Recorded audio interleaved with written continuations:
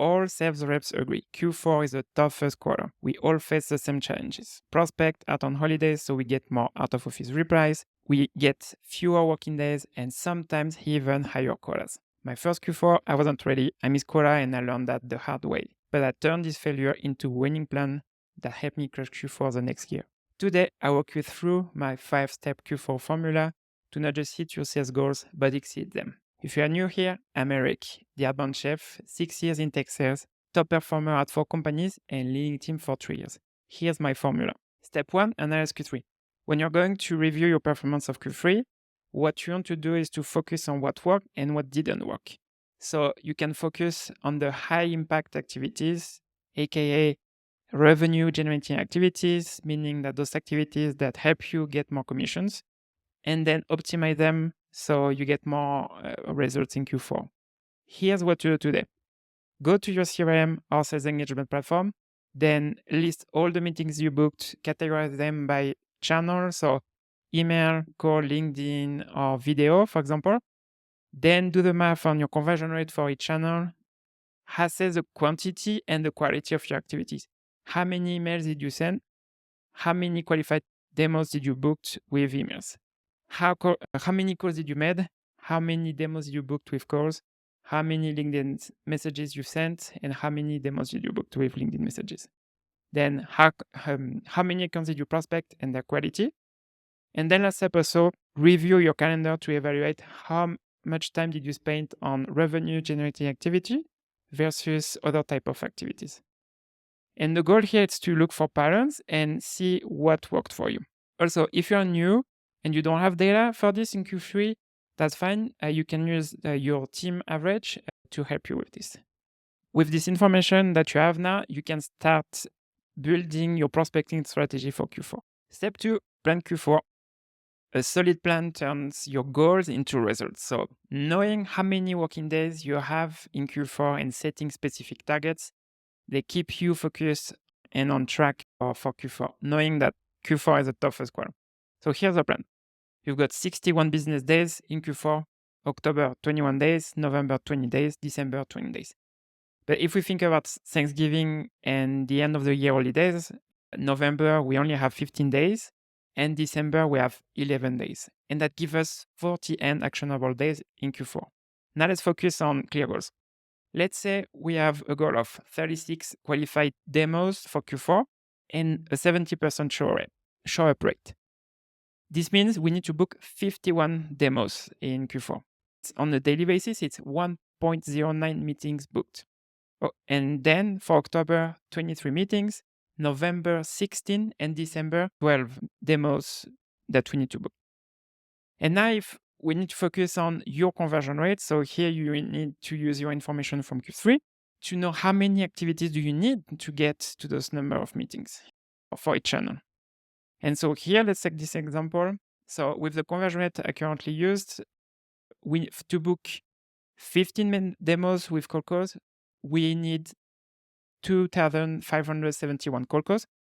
For cold emails, to book 15 demos, we need 3,117 emails to send. And then to book 21 demos on LinkedIn, we need to send 1,029 LinkedIn messages.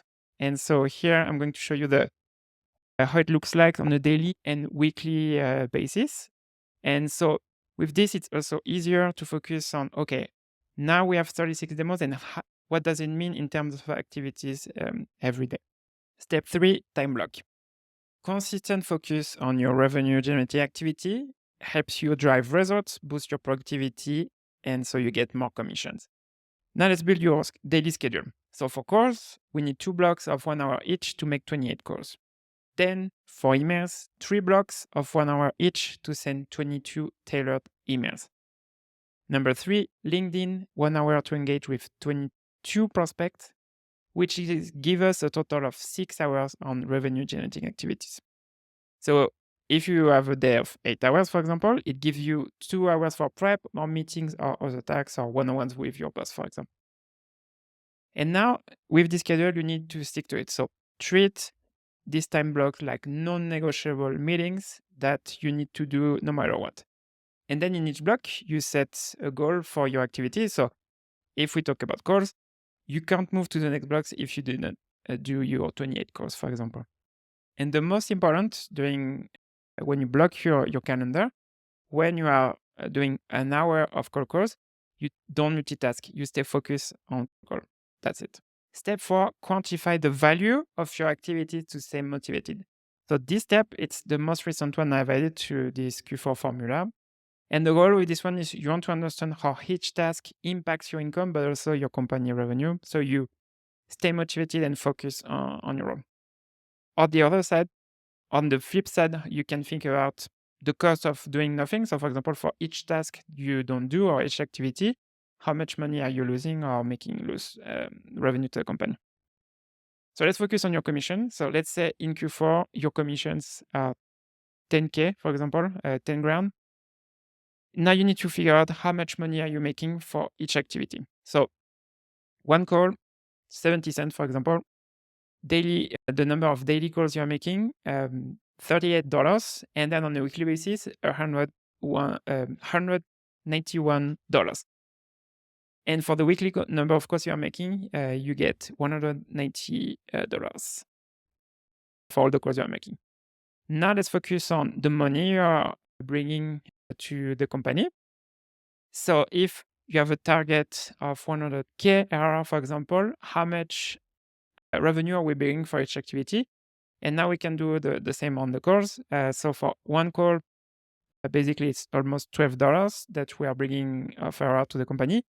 On the daily activities, we bring 638. And then on a weekly basis, $3,200. And the most important one is you want to keep a chart or spreadsheet so you can track that on a daily basis. And so you can keep track of your earning potential. And so you stay motivated and focused. Step 5, keep testing and evolving your prospecting strategy. So this objection, I get it a lot from SDR specifically. Doing the same thing over and over gets boring and less effective. And so what you need to stay sharp is keep testing, evolving your strategy and find what works. Here's what you can do today. So you can think like a chef. You can try out new recipes for your prospecting techniques, experiment with different ingredients like messaging, channels, or tools. So for example, as a tools, we can talk about AI tools like ChatGPT, Perplexity AI, Copy.ai, or Clay, for example, to spend more time on your revenue generating activities, or other tools like LinkedIn Sales Navigator or Ocean.io to build your account list. And then refine your recipes and share what works. So see what's working, what's not, and tweak your approach. Share your best recipes with your team because the more you experiment, the closer you'll get to Q4 success. That was my Q4 formula that helped me and my teams exceed quota every Q4. Here's what you can do right now. You can use the Q4 calculator spreadsheet that I've included in my newsletter in the description. So you can use it to build your Q4 plan. And to finish, you can also check out this video that I've included on how to use Perplexity AI for call outreach. Perfect for keeping your prospecting strategy fresh and evolving.